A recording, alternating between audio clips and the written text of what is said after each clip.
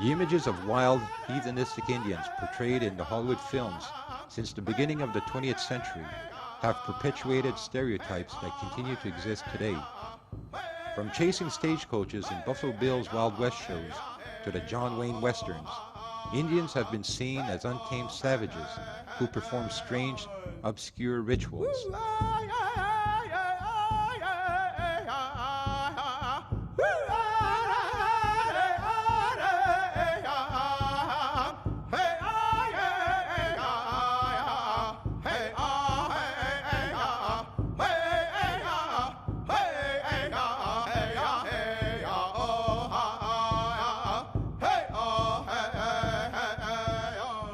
We have a lot of stereotypes placed upon us. The John Wayne movies. You see what we call Hollywood Indians. They're probably Italians with the 4 o'clock shadow on their face. And they're dressed up with, painted up like the Iodine Kid. And they're all going to go on the warpath. And you see them, and they're drinking the white man's firewater, and they're stomping up and down, and they're beating that Hollywood drum beat. Boom, boom, boom.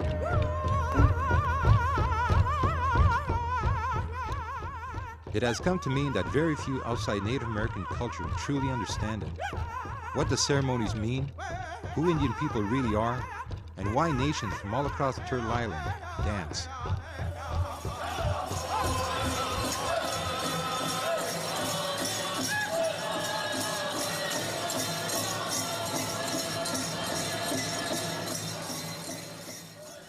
You dance, you let God know that the elements are good for you.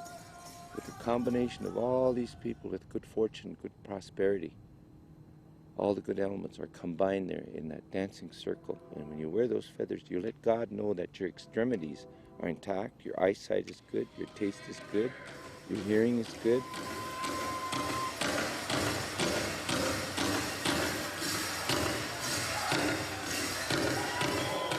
The people come together in thanksgiving.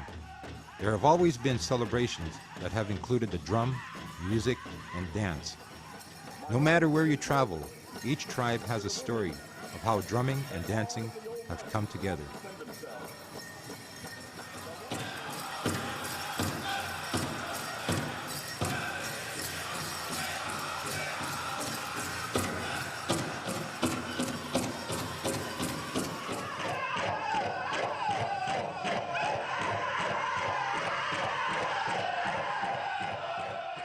We say that that drum is sacred. And when the drum was created a long time ago, when my ancestors were telling us that they had this vision, they had this dancing, and they said you have to bring a drum. And so when they said they sang, and then they said that it didn't go too well, and they couldn't figure it out, and they said that, well, they said to put a piece of the woman's hair and a man's hair inside this drum and tie it. And then it'll all combine, that it'll be in harmony, and everybody will be dancing together.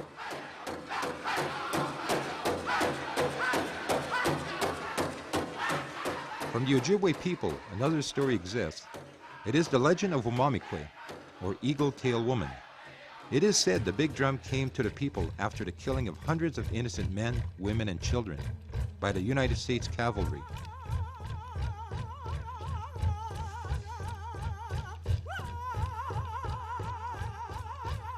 The spirit spoke to her and said, and called her my daughter.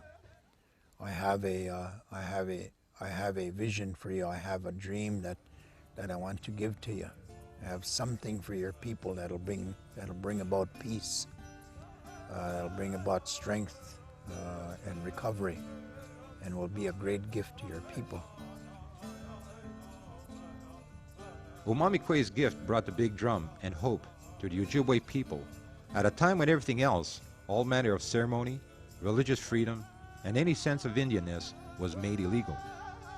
As long as the drum was played and Indians danced, the people were told things will be good, and the white man will stop killing Indians.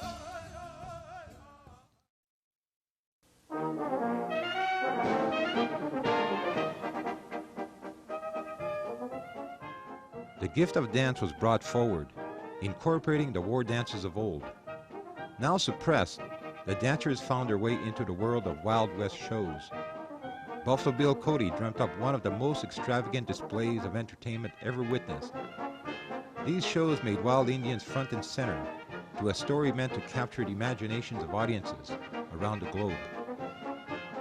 The Pan-Indian movement may not have been started by Buffalo Bill's Wild West, but Buffalo Bills had other Wild West shows, and the Indian congresses that appeared in the 1880s and 1890s had a big hand in contributing to the birth of such Pan-Indian events as powwow. In the Wild West show itself, there were tribes from competing areas, tribes that had been at war with one another, such as Sioux and Pawnee, tribes that were culturally as diverse as Chippewa and Omaha and Arapaho, were brought together in congresses and Wild West shows where they danced together and exchanged songs. Theory was the Wild West shows promoted a more aggressive war dance style than what the Indians hired to perform for Buffalo Bill knew from their traditions. These dancers became characters known as show Indians, engaging in a more flamboyant style of Indian expression. In our days, it was eagle feathers, long rooster hackles, and natural horsehair. There'd be no spinning, no acrobatics. You came to dance your own, just be yourself. Today is altogether, to me, everybody's doing the same thing. And they'd have Indians chase the stagecoach. And then when the stagecoach stops, then they get off the horses and they dance. And the traditional dance, we call it Southern Straight Dance. The people want to see more excitement, more like a wild Indian, really going after the white people from the stagecoach. So they were encouraged to get more fancy and move around. So from their traditional gentlemanly style of dancing, they started getting fancy, putting in fancy footwork, twirling, spinning, getting down and shaking their head, and that caught on. And the video footage is right there. You can see that. That was way back in the early 20s when they had those kind of cameras, black and white. You could see them. As much as these shows did preserve some of the songs and dances, those images left lasting impact on the general public. That Indian people were savage and wild, as opposed to the traditional warrior societies, which were founded to promote peace and harmony throughout the tribe, to care for the elders, and provide food for the community.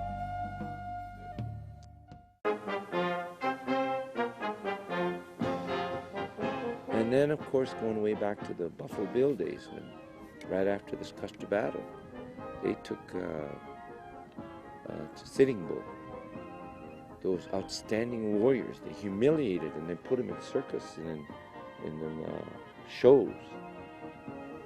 And what they did was they exploited Indian dancing. And Indian people, since that time, have been taking and putting on shows for non-Indians that do not understand Indian dancing. So things changed. They had to come up with something spectacular, something sensational that is attractive to tourists, to non-Indians, people that really don't know these dances. So they came up with the fancy dance to accommodate tourists, because you see the fancy dance, fast and furious. Despite the performances of the cowboys and the show Indians, all show runs eventually come to an end. Buffalo Bill's Wild West show was no different. Fewer and fewer people attended, partly because many people had already seen the shows, and partly due to the golden age of circuses losing its entertainment value.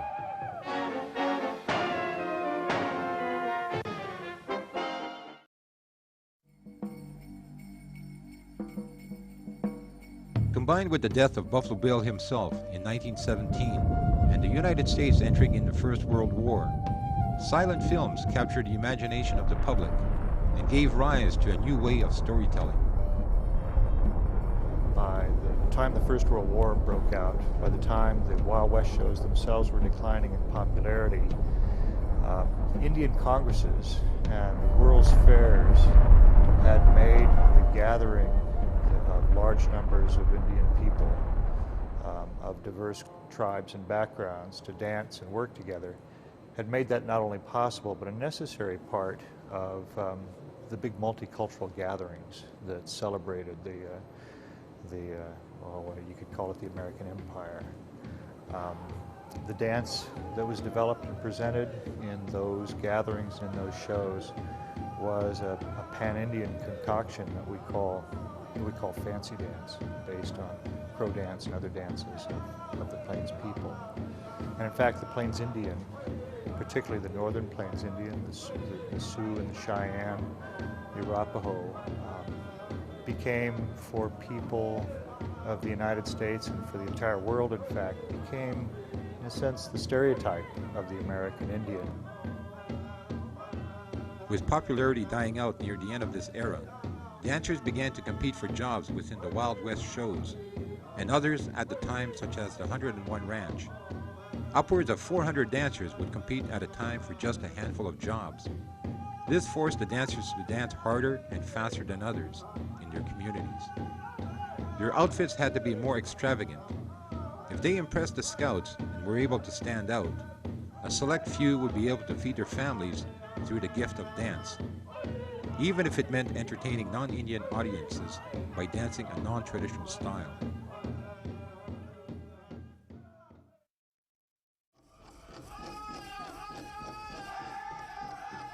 Through those innovations and dancing from the heart, some say this has resulted in the men's fancy dance becoming what it is today. Within the Powwow arena, that showy yet artistic entertainment generates an excitement that continues to bring audiences to their feet.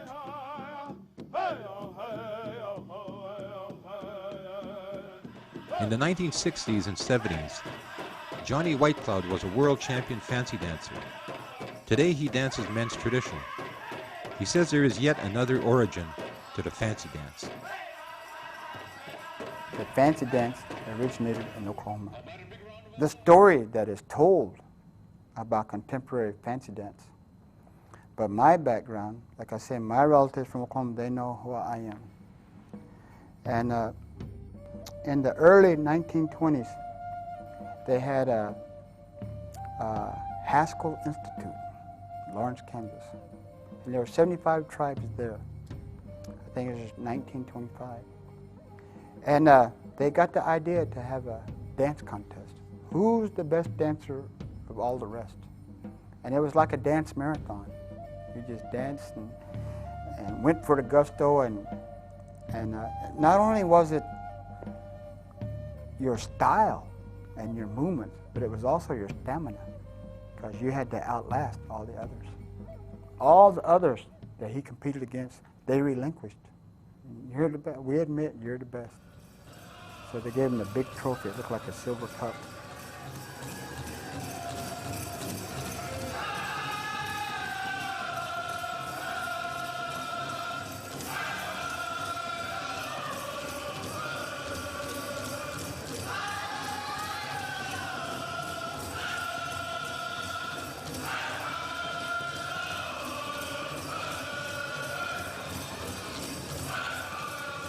I liked doing the fancy dance, and it was started by Gus McDonald from Oklahoma, from what I've been told. Now, Gus started dancing instead of donning one bustle that the men's traditional wear. He put 2 sets of feathers on his back, and it was like real flashy, and he would do these fancy moves, you know, doing backflips and cartwheels and stuff, and people were fascinated by this. And this has continued to this day, and the World Championship for the fancy dance is held in Oklahoma. So from what I've been told, it was started by Gus, and man, Gus and his footwork is what a lot of the people say. Most people have heard this origin. Johnny Whitecloud agrees that Gus McDonald popularized the fancy dancing competition, but the style of dancing came as a result of thanksgiving to the Creator for bringing life to a young girl.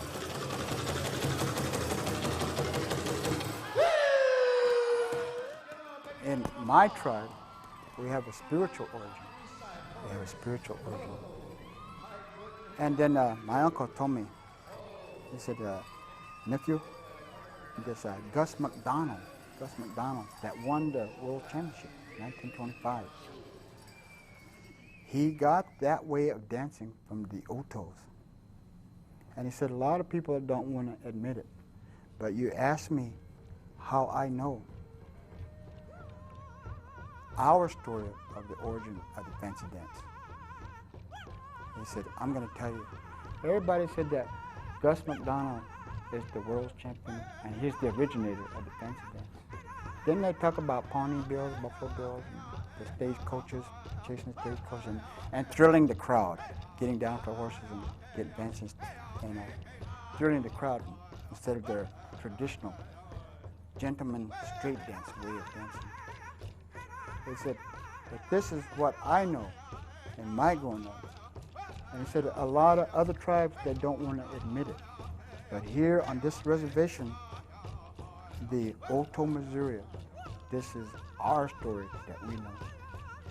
They said, you got an old grandpa. I mentioned him. His name is Corbett White. His real name is Corbett White Mule.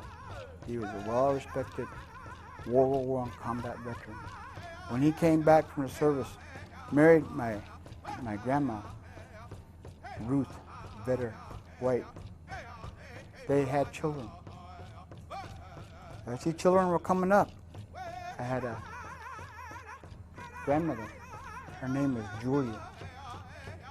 And Julia got sick as a little girl,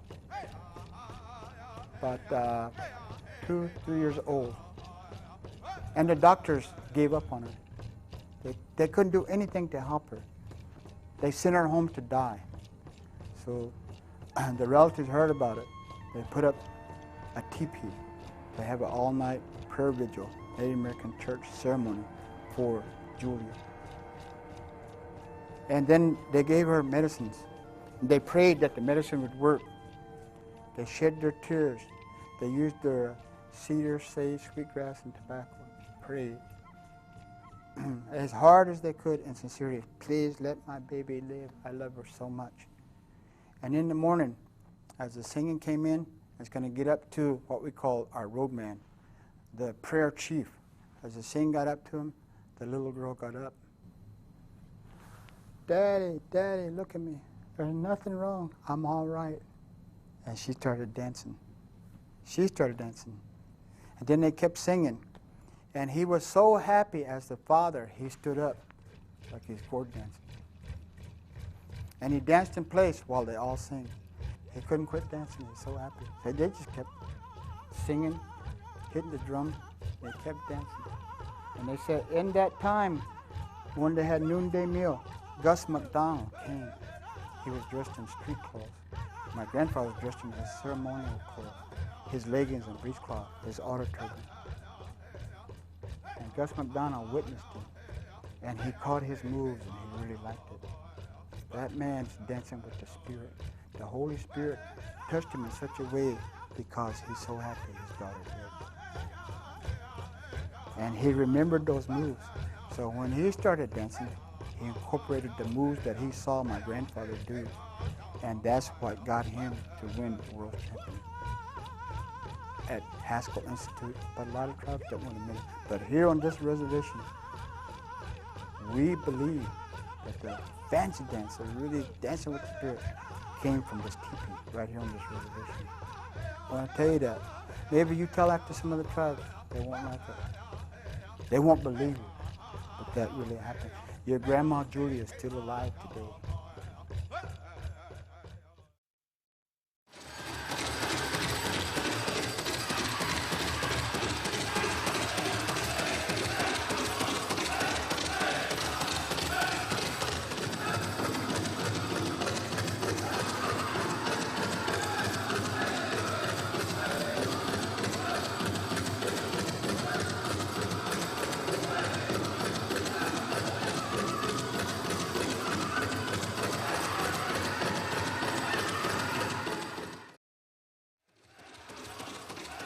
Today, fancy dance is the wildest, most expressive dance there is. As the crowd pleaser at any powwow, people will wait up until the wee hours in the morning just to witness the fancy dance showdown.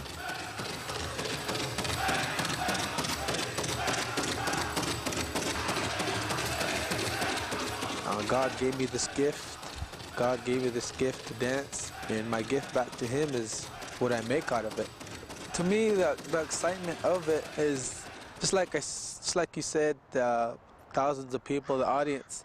That's what myself in my heart. That's what I like to do. Maybe there's somebody in the audience that maybe they're in mourning, or maybe they're sick, maybe they're handicapped or disabled, and through that, I ask the Creator to, to watch over me, to maybe somebody in that audience through the God, He could touch me and make me dance and do good moves and acrobatic moves, for the people. Just like you said, at the end of the song, the crowd, goes wild. That's a good feeling.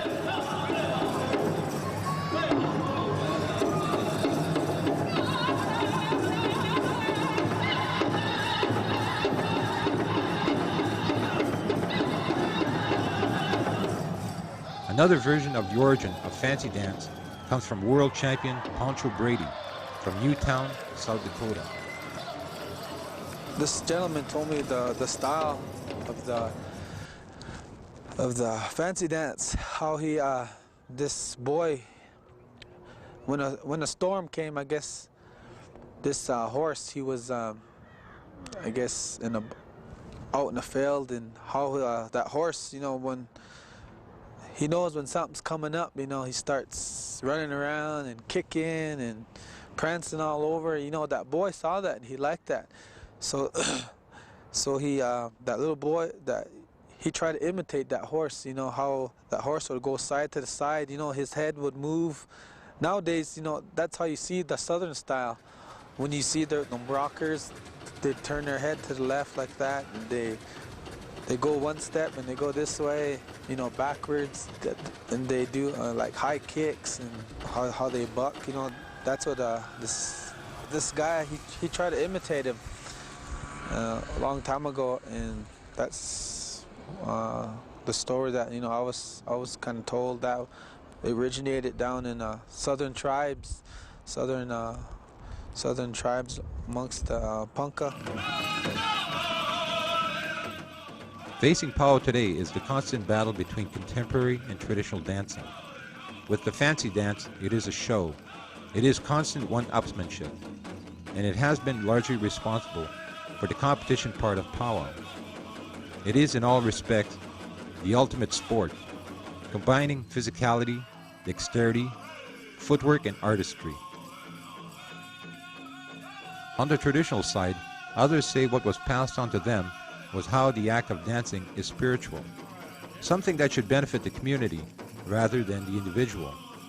People on both sides, however, are divided. Well, powwow has changed dramatically, and I love it. I love the music that's being composed today. I love the singers. I think that speaks to the creativity of people, imagination and creativity of people. I see jingle dress dancers today that are just absolutely artistic. Shawl dancers, you didn't see that, say, 30 years ago. And but everything evolves. I mean, everything evolves with the people. When I was young, in this part of the world, there were no fancy bustles. All the great brightly colored bustles, they weren't here yet. They didn't appear here until probably the late 1940s, 1950s, and they were brought to us by our Winnebago relatives, our Ho-Chunk relatives, our Menominee brothers, people generally from the South.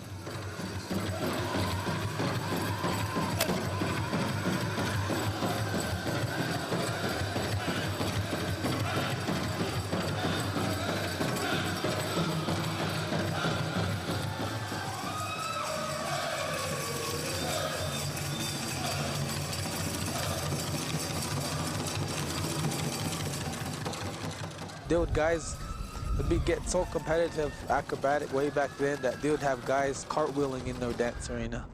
They would have guys cartwheeling and maybe about 5-6 times and throw their sticks in the air and throw their sticks, hit the ground and make them bounce back up, all kind of things.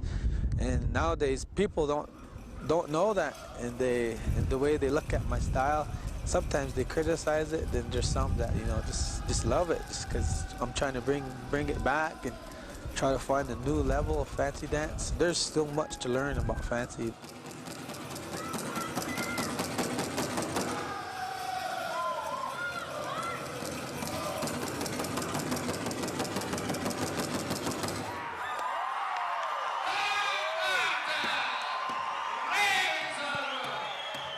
I think that in some ways, certainly the powwows have proliferated all over the country as more and more young Indian people get into them. I think that they're almost at a point where they're competing with each other. And if you talk to some of the old timers and they talk about the competition dancing and prize money given for this and so on, they said that's just totally against the way they were brought up, because as I said, dancing is a form of prayer, and it's not something that should be bought and sold. A lot of powwows have gotten very, very commercial.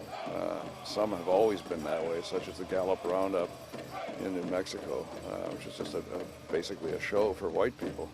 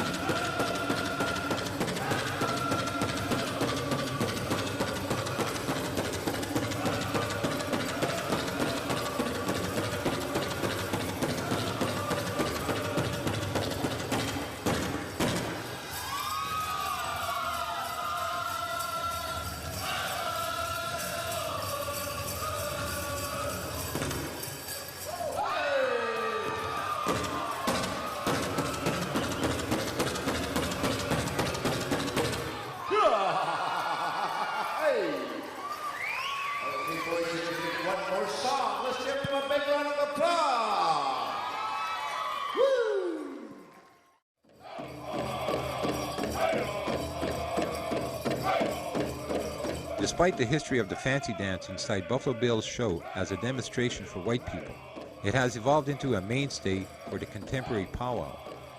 Today, the fancy war dance has become a war between who is best and who stands out most among the crowd. It's getting too political, and it's getting where it's not fun no more, because the competition, the prize money, you're losing a lot of friends, because everybody's taking it too serious. That's what's taking the enjoyment, the excitement, the good feeling of it, because you see your friends one weekend, they're all nice and talking to you, but once you put your outfit on, all weekend, they don't even say boo or don't even acknowledge you. It's like it's a war.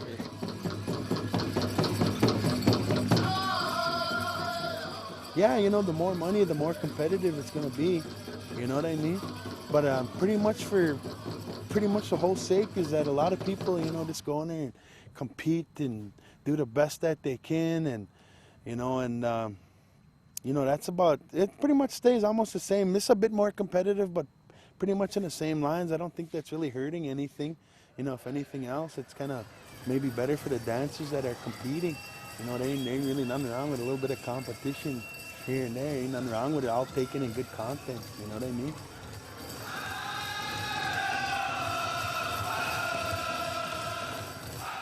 When I started, I try to be different than everybody else. Everybody's the same, and myself, I try to be different about things, and try to dance for like our elders and try to dance for, you know, God, you know, most of all, you know. Without him, you know, I wouldn't be where I'm at today.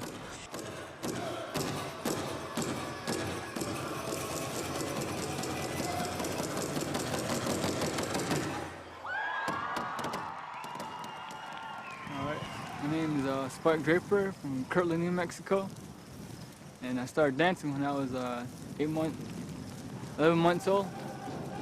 My dad started me dancing on fancy dance. Then I went to grass, and my dad dances fancy, still dances, and my brother dances. My whole family, they all dance.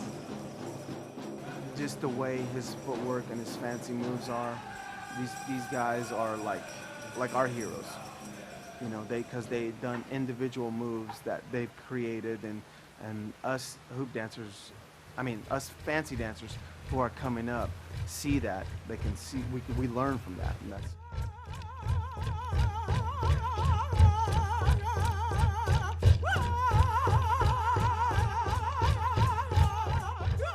To me, what makes a good fancy dancer, first of all, is who's humble and who has a good attitude and who is good to everyone, because it's not just, you know, of about in your outfit and you're going out there and you look good. It's about when you take your outfit off and put your, you know, regular clothes on and how you represent yourself.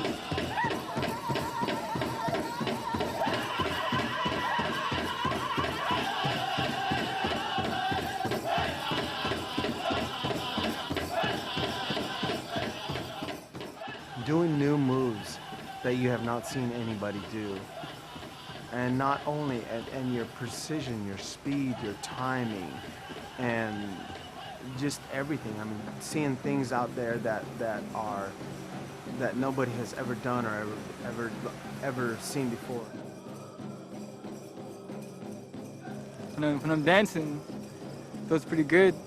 Feel those songs out there, and you'll be tired, but you'll feel them songs out there, and you'll go for it. And the crowd, the people, and the audience, it's pretty good. They'll make you move when you're out there. It makes me feel good inside. It makes me feel really good inside, but sometimes I get lost in myself out there. What I mean by that is that I'm out there and I'm dancing and I feel so good. The spirit's there and I feel good, and I start dancing so fast. I'm so in the moment that when I get done and I hear the crowd and I realize where I'm at, it feels really good.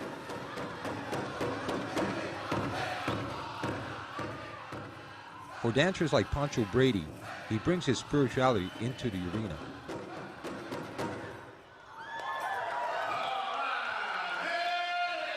If you notice, every time I go out in a dance arena, I kneel down and I say a short prayer, you know, just for, you know, for protection, you know, and to dance for the people, and most of all, the ones that have gone on. Well, we have a ceremony back home, you know, it's called Native American Church, and through that they partake, you know, the peyote, the herb they call it, and they pray and sacrifice, you know, night of sleep. That medicine that they take, it's the color. The color is green. That's why I like, you know, wearing green, and the horse here, you know, just like I said, you know, they try to imitate the horse. A lot of people say, you're different than everybody else. You do like cartwheels, you stand out like, but that's just all because of the feeling of the songs. You know, a lot of times, songs can make you do things that you don't even think you can do until people say, man, you know, how'd you do this and how'd you do that? But it's just the song, you know. To me, myself, I like songs with a bunch of words in it, you know, tongue-twisting songs, because through that, I try to match my feet with it, you know, each word in that song, and I just try to keep up with it through my feet, you know, constantly moving my feet and doing all kind of moves.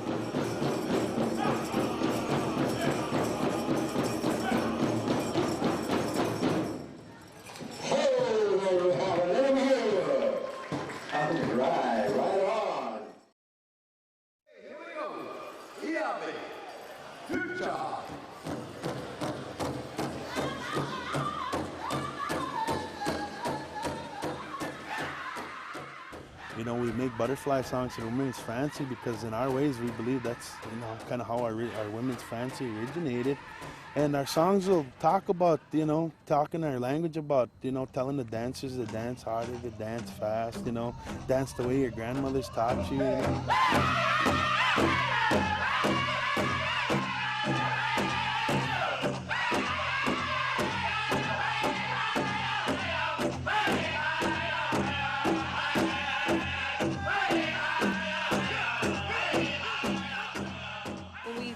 We're trying to imitate a butterfly. We're basically just trying to keep our movements graceful and quick.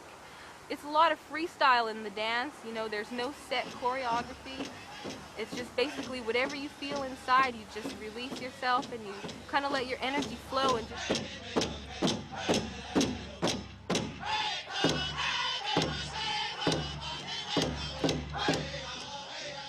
People say that fancy dances, like the fancy outfit, fancy skirts and fancy shawls and stuff, but it's not. It's the fancy footwork.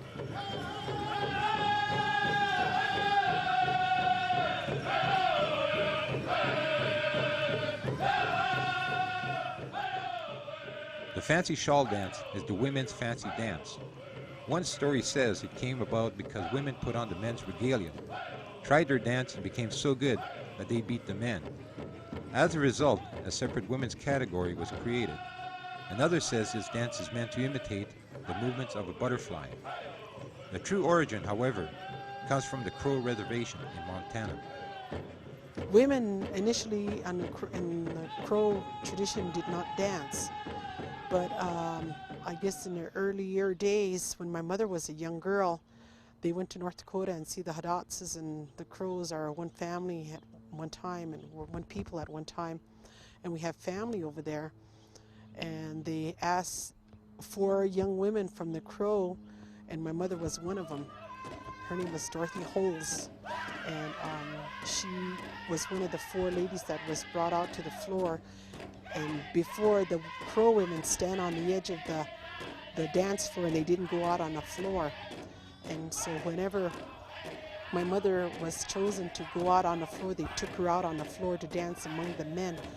And that's how they started going out on the floor. And when they brought her back to the Crow Reservation, and she must have been, she was born in 1919, and she must have been just a young girl at that time. I think she must have been about 15, 16 years old when this happened. And so then most of the time, you know, she really inspired us, you know, all our family, you know, we started dancing at a real early age. I think we learned how to dance before we learned how to walk. And so then when we started doing that, I myself was more aggressive than my older sister, and we did this Charleston type, you know, that we started doing when we were little girls with hands on the hips.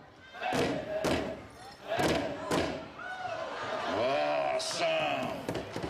Come line up, girls. Well, I guess in the early 60s and mid-60s, I started traveling around other than the Crow Reservation. And back then, we used to, like, my sister and I used to dance kind of like the Charleston. And we'd wear our buckskin dresses with our Indian outfits on, and then we'd have our hands on our belts. And how our grandmas used to tell us would be, this is dance a pretty girl.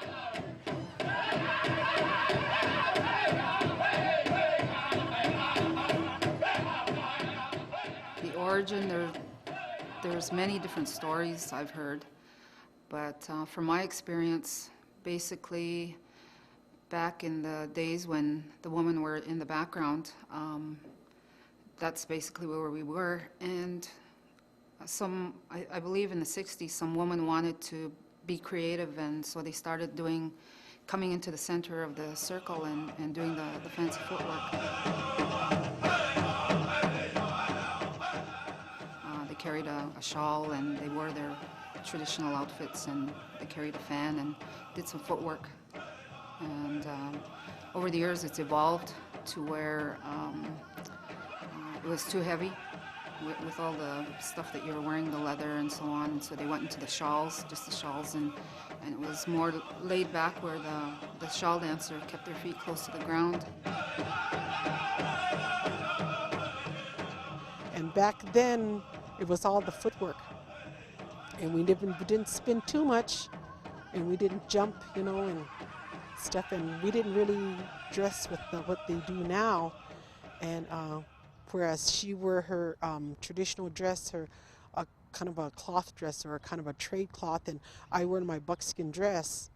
And then later on, I wore my silk dress that I have like this, and then wear a shawl that was matching, and started fancy shawl dancing. World champion fancy dancer Irene Oakes has seen the dance take on new forms, both in dancing style and regalia. Into the 80s, the shawl dancers that I seen started bringing out the cape with just leather fringe or whatever was there, and then from there they went to the beaded capes like what I have on now.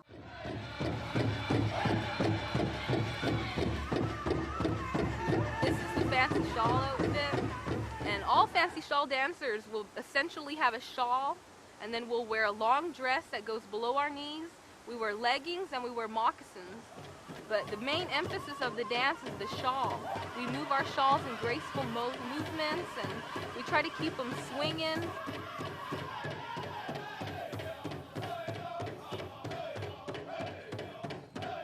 Is what your left foot does the same thing as your right foot, and that's what I always tell the girls that ask me, about the fancy shawl dance and stuff. And we didn't spin too much, and now it's just run, jump, and kick and spin, and which wasn't. It was all the footwork.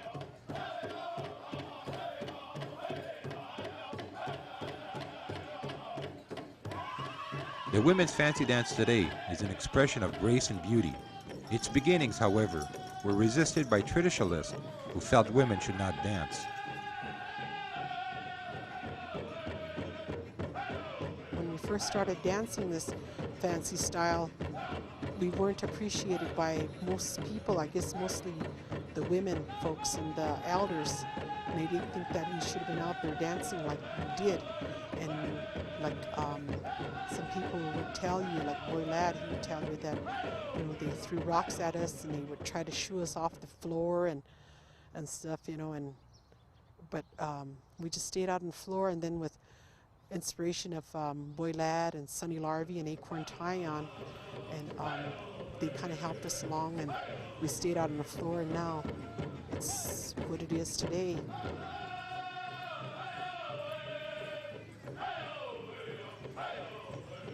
It's a part of me. It's been a part of me now for about 30 years, and it's what keeps me who I am.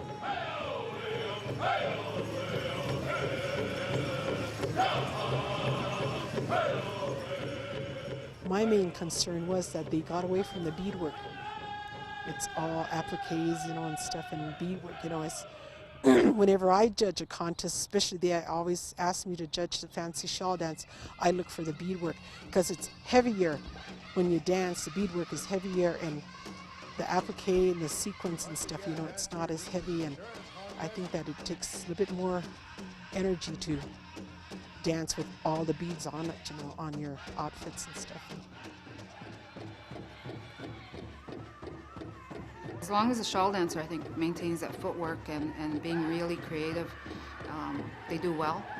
But nowadays, it's a lot of songs as well, so you really have to maintain your physical fitness part.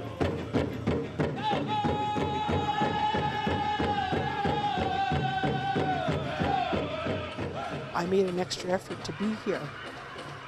I really had a hard year this year, and I said I wanted to come and dance and sing and take part and mingle, with all the people. And like, I have a big powwow family, and I go all over. And of course, when they come through my home, in Pro Agency, everybody stops off there, and my house is always open to everybody, and they all stop in, and I've always got my bread to share with them. And whenever I go, I'm really glad to see everybody, and I've made a lot of friends, throughout the United States and Canada, from this powwowing, and going on. As a matter of fact, I've got a daughter named Powwow, and so I'm just powwow through and through, I guess.